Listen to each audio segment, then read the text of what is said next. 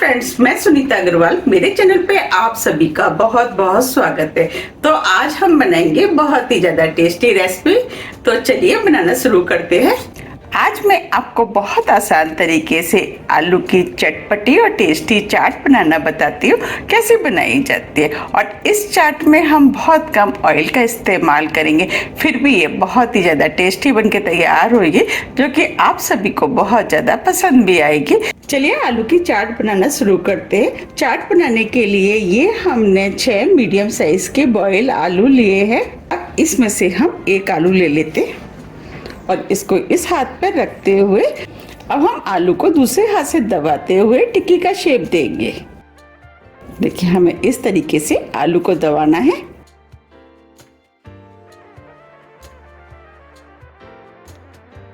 देखिए, इस तरीके से।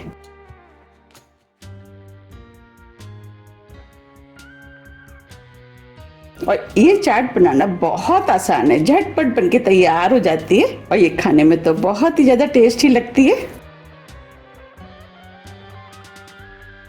इस तरह हम सभी टिक्की बना के तैयार कर लेते हैं। ये हमने सभी आलू की टिक्की बना ली है। आपको जितनी चाट बनानी है उतने आलू आप ले सकते हैं। अब हम टिक्की के लिए घोल बना लेते हैं। घोल बनाने के लिए ये हमने कॉर्नफ्लोर लिया है। अब इसमें से 4 टेबल स्पून कॉर्नफ्लोर हम इस बाउल में डाल देते हैं। आप कॉर्नफ्लोर की जगह अरारोट या मैदे का भी इस्तेमाल कर सकते हैं। अब इस घोल को चटपटा बनाने के लिए आधी टीस्पून हम कुटी वाली लाल मिर्च डाल देते हैं, आधी टीस्पून नमक। अब सभी चीजों को हम अच्छे से मिक्स कर लेते हैं। ये सभी चीजें अच्छे से मिक्स हो गई है। अब हम इसके अंदर पानी डालेंगे। पानी हम थोड़ा थोड़ा करके ही डालेंगे, जिससे कि ये घोल पतला ना हो जाए। इसका घोल हम बिल्कुल ऐसे बनाएंगे जैसे कि आलू के ऊपर अच्छे से इसकी कोटिंग हो जाए। अगर पतला घोल होगा तो आलू के ऊपर जब कोटिंग नहीं होगी तो आलू क्रिस्पी नहीं बनेंगे। अब इसके अंदर मैं थोड़ा सा पानी और डाल देती। अब ये घोल बनके तैयार हो गया। देखिए, हमें इस टाइप का घोल चाहिए। हमने आधा कप पानी लिया था, उसमें से 1/4 कप पानी का इस्तेमाल हुआ है और 1/4 करीब बच गया है। अब इस घोल को हम साइड में रख देते। ये हमने 250 ग्राम फ्रेश दही लिया है।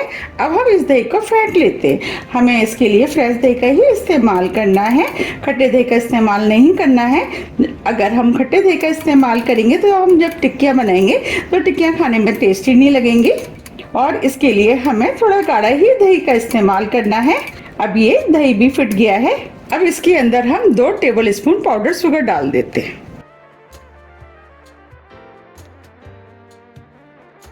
इसे भी हम दही में अच्छे से मिक्स कर लेते हैं। अब ये पाउडर शुगर भी अच्छे से मिक्स हो गया है। अब ये दही बनके तैयार हो गया है, इसे हम साइड में रख देते हैं। अब हम आलू की टिक्की को सेक लेते हैं। तो उसके लिए 3 टेबल स्पून देसी घी हम इस पैन में डाल देते हैं। आप घी की जगह ऑयल का भी इस्तेमाल कर सकते हैं, लेकिन ये टिक्कियाँ देसी घी में सेकी हुई ज्यादा टेस्टी लगती हैं। घी को गर्म होने देते। घी गर्म हो गया है। अब जो हमने घोल बनाया था उसे हम इस तरीके से चला देते, क्योंकि कॉर्नफ्लोर नीचे तली में बैठ जाता है। अब जो हमने आलू की टिक्की बनाई थी वो हम इस घोल में डाल देते और इस टिक्की को हम इस तरीके से रोल कर देते हैं। अब इस टिक्की को हम इस पैन में रख देते हैं। अब जो और टिक्कियां हैं उसको भी हम पैन में रख देते हैं। जितनी टिक्कियां पैन में आएंगी हम उतनी लगा देंगे। अब ये पैन में 4 टिक्कियां आ गई हैं। अब इन टिक्कियों को स्लो मीडियम फ्लेम पे गोल्डन कलर का होने तक सेक लेते हैं। अब ये टिक्कियां हल्के गोल्डन कलर की हो गई हैं, इन्हें हम पलट देते हैं।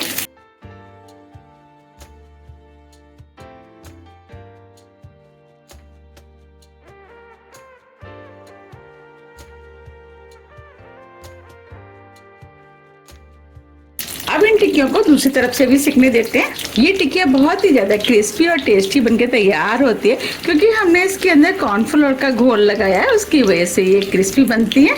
अगर आप ऑयल खाना ज्यादा पसंद नहीं करते तब आप इन टिक्कियों को बना सकते हैं। और इन्हें बनाना भी बहुत आसान है, झटपट बनके तैयार हो जाती हैं। अगर आपके पास बॉयल आलू रखे हैं फिर तो बनाने में बिल्कुल भी टाइम नहीं लगता है। अब इन्हें हम पलट देते हैं।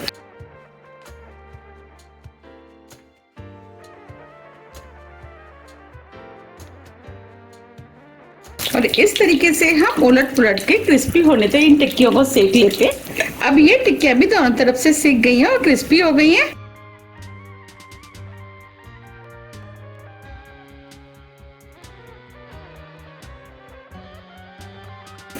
अब मैं आपको दिखा भी देती हूँ। देखिए, आप सुन पा रहे हैं, क्रिस्पी हो गई हैं।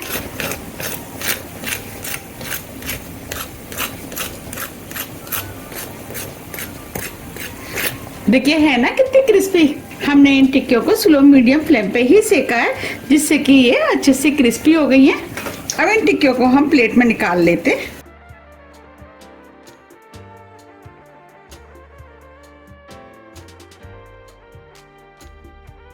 देखिए कितनी बढ़िया टिक्कियां फ्राई हुई हैं। अब जो टिक्कियां बची है उसे भी हम इसी पैन में फ्राई कर लेते हैं। इनको भी हम बिल्कुल उसी तरीके से फ्राई करेंगे जैसे हमने पहले की है। अब ये दोनों टिक्कियां भी सिक गई हैं और क्रिस्पी हो गई हैं। अब हम इन्हें भी प्लेट में निकाल लेते हैं।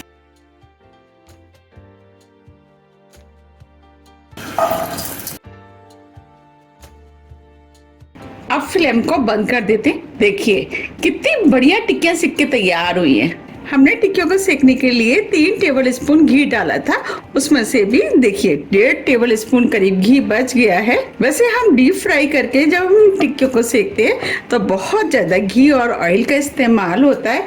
आप अगर इस तरीके से टिक्कियों को सेकेंगे तो बहुत कम घी में ये सिक के तैयार हो जाती हैं। अब हम टिक्की को सर्व कर लेते हैं।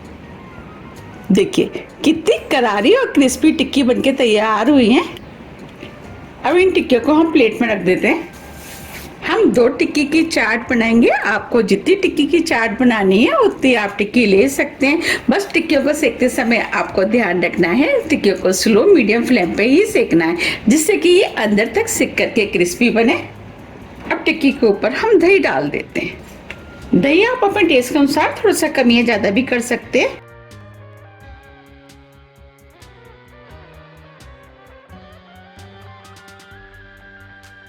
अब इसके ऊपर धनिया पुदीने की हरी चटनी डाल देते हैं। ये सभी चीजें आप अपने टेस्ट के अनुसार थोड़ी सी कम या ज्यादा भी कर सकते हैं।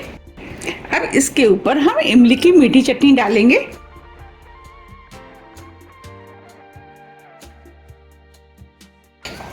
अब इसके ऊपर हम थोड़ा सा दही और डाल देते हैं।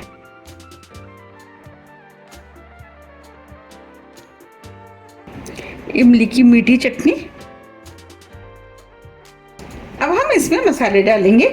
मसाले में हम थोड़ा सा चाट मसाला डाल देते हैं, इससे टिक्की में चटपटा टेस्ट आएगा, टिक्की खाने में भी टेस्टी लगेगी। थोड़ा सा काला नमक,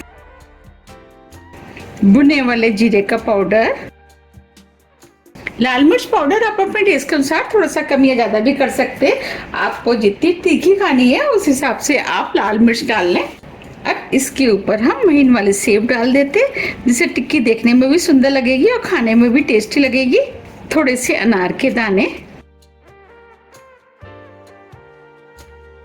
अब इसके ऊपर हम थोड़ा सा हरा धनिया डाल देते हैं, जिससे ये देखने में और भी ज्यादा सुंदर लगेगी। अब मैं आपको टिक्की को तोड़ के दिखा देती हूँ। ये टिक्की ऊपर से क्रिस्पी होती है और अंदर से सॉफ्ट। देखिए कितनी बढ़िया आलू की चाट बनके तैयार हुई है। यकीन मानिए ये खाने में बहुत ही ज़्यादा टेस्टी लगती है। अगर आपको मेरी आलू की टिक्की की चाट थोड़ी भी पसंद आती है तो रेसिपी को लाइक कीजिए, चैनल को सब्सक्राइब कीजिए और ज़्यादा से ज़्यादा फ्रेंड और फैमिली के साथ शेयर कीजिए। अब हम फिर मिलते हैं इसी तरह की टेस्टी रेसिपी के साथ। जब तक के लिए नमस्कार।